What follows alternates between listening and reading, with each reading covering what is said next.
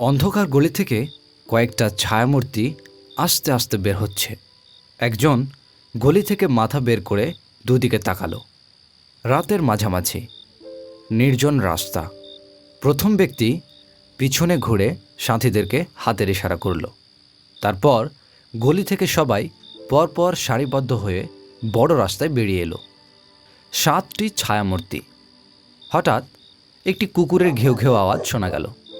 সবচেয়ে পেছনের লোকটি চমকে উঠল এবং পেছনে ঘুরে কুকুরটিকে ধমক দিয়ে বলল, চুপ, চেঁচামেচি করো না, চুপচাপ আমাদের সঙ্গে চলো।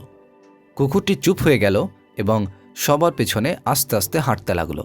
বড় রাস্তা দিয়ে সবাই চুপচাপ উত্তরে পাহাড়ের দিকে চলল।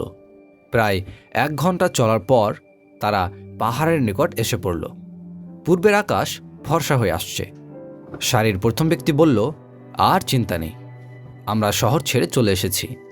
দেখো, সামনে পাহাড় এবং সকালও হয়ে গেছে, তাই এই পাহাড়ে আমরা দিনে লুকিয়ে থাকব, আবার রাত হলে পাহাড়ের উত্তরে চলে যাব।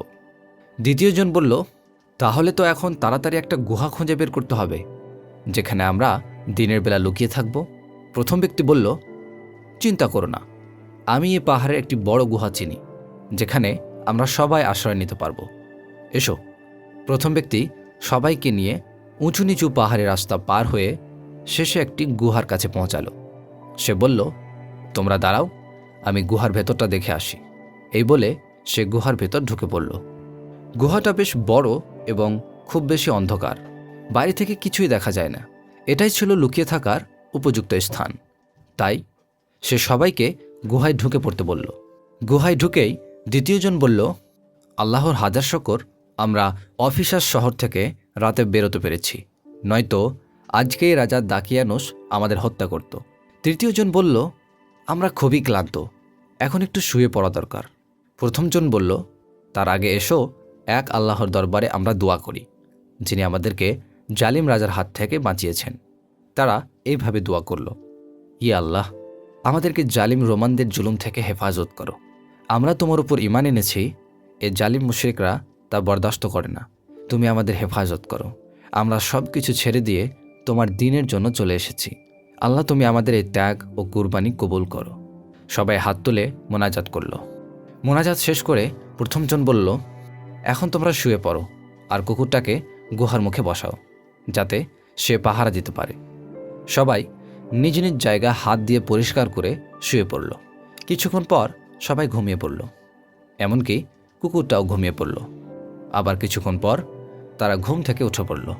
একজন জিজ্ঞেস করলেন, আমরা কতক্ষণ ঘুমিয়েছিলাম বলো তো? দ্বিতীয়জন বলল, 1 দিনের কিছু কম হবে। প্রথমজন বলল, না না, আমরা ঘণ্টাখানেক বা ঘণ্টা 2-1 বেশি ঘুমাইনি।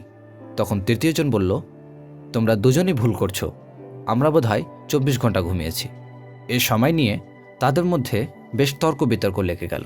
কোনো সিদ্ধান্তে পৌঁছাতে না পারায় একজন বলল, থাক, আমরা আল্লাহর উপর ছেড়ে দিই, তিনি সব কিছু জানেন। এখন সবারই খিদে পেয়েছে।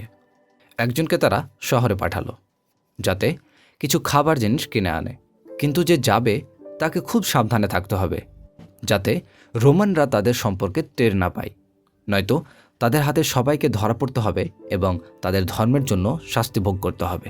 একজন গুহা থেকে বেরিয়ে শহরের দিকে রওনা দিল। রাস্তাঘাটে বিরাট পরিবর্তন। ছোট ছোট রাস্তা এখন বড় হয়েছে, ঘরবাড়িও পরিবর্তন, লোকজনের কাপড় চোপড়ও ভিন্ন।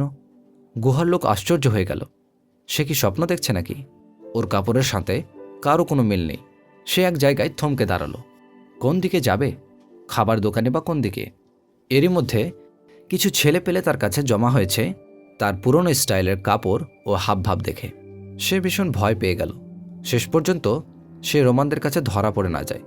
একজন বয়স্ক লোককে দেখে সে জিজ্ঞেস করল, এই যে ভাই, খাবার দোকান কোন দিকে? উত্তর দেওয়ার আগে পথিক থমকে দাঁড়ালো এবং এক অপরিচিত ভাষায় কথা বলতে আরম্ভ করল। মুসাফির আশ্চর্য হলো, এ কি ভাষাও দেখি ভিন্ন। লোকের ভিড় জমতে আরম্ভ করেছে। সে রীতিমতো ভয় পেয়ে গেল। সে চারদিকে তাকালো পালাবার কোনো পথ আছে কিনা, কিন্তু না, তার চারদিকে মানুষ বেষ্টনী করে ফেলেছে। অনেক লোক জমা হয়ে গেছে এবং নতুন ভাষায় কথা বলছে। কিছুক্ষণের মধ্যে একদিকের লোকজন সরে গিয়ে একজন অতি বৃদ্ধ লোকের জন্য রাস্তা করে দিল। বৃদ্ধ লাঠিতে ভর করে আস্তে আস্তে ওর দিকে আসলো। মুসাফির মনে করল যে এই বৃদ্ধ লোকটি তাকে সাহায্য করতে পারে। সে বলল, জনাব, আমাকে খাবার দোকানের ঠিকানা দিয়ে কি সাহায্য করবেন? বৃদ্ধ লোকটি আশ্চর্য হলো। এই ভাষা তো 300 বছর পুরনো অফিসার শহরে বলা হতো। মুসাফির কিছু পয়সা বের করে দেখালো যে সে খাবার কিনতে চায়। লোকটি পয়সা হাতে নিয়ে দেখল 300 বছরের পুরনো। বৃদ্ধ মুসাফিরের পুরনো ভাষায় কথা বলে জিজ্ঞেস করল, তুমি কে এবং কোথা থেকে এসেছো? তখন মুসাফির খুশি হলো, কিন্তু পর মুহূর্তেই তার অন্তর শুকিয়ে গেল। কথা বললেই তারা তাকে রোমান রাজার কাছে ধরিয়ে দেবে। কিন্তু একটা নতুন জিনিস সে লক্ষ্য করল যে কোনো রোমান সিপাহী দেখা যাচ্ছে না। সে চিন্তা করল, যাই হোক, আমাকে ধরুক আর মারুক, কিন্তু সাথীদের কথা কাউকে বলা যাবে না। সে বলল, আমি এক আল্লাহকে বিশ্বাস করি এবং হজরত ঈসা আলাইহিস সালামকে নবী বলে বিশ্বাস করি। আমি একজন নাসারা। এখন তোমরা আমাকে রোমানদের জেলখানায় নিতে পারো। বৃদ্ধ লোকটি বলল, নাসারা? রোমান জেলখানা? তুমি কি বলতে চাও? আমরা তো সবাই নাসারা এবং রোমের রাজাও তাই। ঠিক করে বলো তো, তুমি কে? তুমি কি কোনো পলাতন আসামি, না চোর ডাকাত? আল্লাহ মাফ করুক, আমি ওসব কিছুই না। গত রাতে তো আমি শহরের বাইরে ঘুমিয়েছিলাম, আর সকালে উঠে হেঁটে এসে সব পরিবর্তন দেখি। সব বদলে গেছে। সত্যি অবাক লাগছে। এ এক আশ্চর্য মজেজা। কিছুই বুঝতে পারছি না। ঘুমিয়েছিলে গতকাল? আজ সকাল? বৃদ্ধটি নিজে নিজেই বলতে লাগলো। কিন্তু তুমি কি জানো 300 বছরের পুরনো কাপড় পরে আছো এবং তোমার কাছে টাকা পয়সাও 300 বছরের পুরনো? এই সব কিছু রাজা দাকিয়ানুসের সময়কার। সে জাহান্নামী বাসী হোক। হ্যাঁ, ঠিকই তাই। কিন্তু তুমি বলতে চাও যে রাজা দাকিয়ানুস 300 বছর আগে ছিল? তুমি বলতে চাও আমরা 300 বছর ঘুমিয়েছিলাম সেই গুহাতে? গতকালই তো আমরা রাজার ভয়ে শহর ছেড়ে পালিয়ে গুহায় আশ্রয় নিয়েছি। রাজা ইমানদারদের ধরে ধরে মেরে ফেলত বা পুড়িয়ে ফেলত, অথবা সিংহের খাঁচায় ফেলে দিত খাওয়ার জন্য। কি, তোমরা রাজা দাকিয়ানুসের সময় ঘুমিয়েছিলে? বৃদ্ধ লোকটি চিৎকার করে উঠল। তারপর সে তার আশেপাশের লোকদের দিকে ফিরে নতুন ভাষায় দ্রুত কথা বলতে লাগলো। ও মাঝে মাঝে মুসাফিরের দিক ও আকাশের দিক ইশারা করে কথা বলতে লাগলো। কিছুক্ষণ পর বৃদ্ধ মুসাফিরের দিকে ফিরে তার ভাষায় কথা বলল। মুসাফির, এ আমাদের নবী হজরত ঈসা আলাইহিস সালামের মুজিজা। তুমি জানো না তুমি 300 বছর ঘুমিয়েছ? আমরা সবাই নাসারা। এখন কোনো ভয় নেই। কিন্তু তোমার সত্য কথা তোমাকে প্রমাণ করতে হবে। তুমি আমাদের সাথে প্রতারণা তো করছো না? সে বলল, প্রতারণা? বলো কি? আমি তোমাদের সাথে প্রতারণা করব? প্রমাণ চাও তো চলো। আমি একা নেই, আমার আরও বন্ধুরা আছে, আর একটা কুকুরও আছে। তারা সবাই গুহায় আছে। তোমরা আমার সাথে আসতে পারো। তোমরা যা বলছো তা হলে তো এটা এক বিরাট মজেজা, এবং এটা আখিরাতেরও প্রমাণ।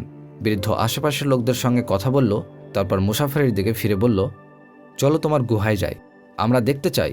মুসাফির আগে চলল, আর তার পিছনে লোকের ভিড়। তার পিছনে কয়েক হাজার লোক জমা হয়ে গেল। গুহার কাছে লোকদের কথার গুঞ্জন শুনে গুহার ভিতরে বাকি লোকেরা খুব ভীত হয়ে পড়ল। তারা লুকাবার বা পালাবার চেষ্টা করেনি, বরং তারা আল্লাহর দরবারে হাত উঠিয়ে দোয়া করল, হে আল্লাহ সর্বশক্তিমান, আমরা তোমারই সাহায্য চাই। তুমি এক আল্লাহ এবং হজরত ঈসা তোমারই নবী। হে আল্লাহ, আমাদের শত্রুর ক্ষতি থেকে হেফাজত করো।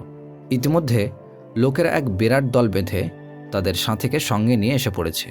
কেউ কেউ আবার ভিতরে ঢুকল, অন্যরা পিছনে ভিড় করে থাকল এবং আজব দৃশ্য দেখল। পুরানো কাপড় পরা কয়েকজন লোক নামাজে বসার মতো অবস্থায় আছে। মোনাজাত শেষ করে ঘুরে তাকালো, দেখল তাদের সাথী, যাকে খাবার কিনে আনার জন্য পাঠানো হয়েছিল, সে অনেক লোককে সঙ্গে নিয়ে আসছে। এসে বলল, বন্ধুরা জানো, আমরাও আমাদের কুকুর এ গুহায় 300 বছরের উপর ঘুমিয়েছি। আল্লাহর হুকুমে অফিসার শহর পরিবর্তন হয়ে গেছে। সেখানে রাজা দাকিয়ানুসও নেই, আর আমাদের মতো লোকের ওপর কোনো জুলুমও নেই। এখন বেশিরভাগ লোকেই নাসারা হয়ে গেছে এবং ইমানদার হয়েছে। তখন গুহাবাসীরা বলল, কি 300 বছর? সব প্রশংসা আল্লাহর, যিনি আমাদের সৃষ্টি করেছেন বড় মেহেরবানি করে। নিশ্চয় তিনি যা ইচ্ছা করেন তাই করেন। আমাদেরকে মাটি থেকে সৃষ্টি করেছেন এবং কিয়ামতের দিন উঠাবেন ও হিসাব নেবেন। আমাদের 300 বছর ঘুমিয়ে থেকে এটা প্রমাণ হলো আমাদের ঘুম ছিল মৃত্যুর মতো।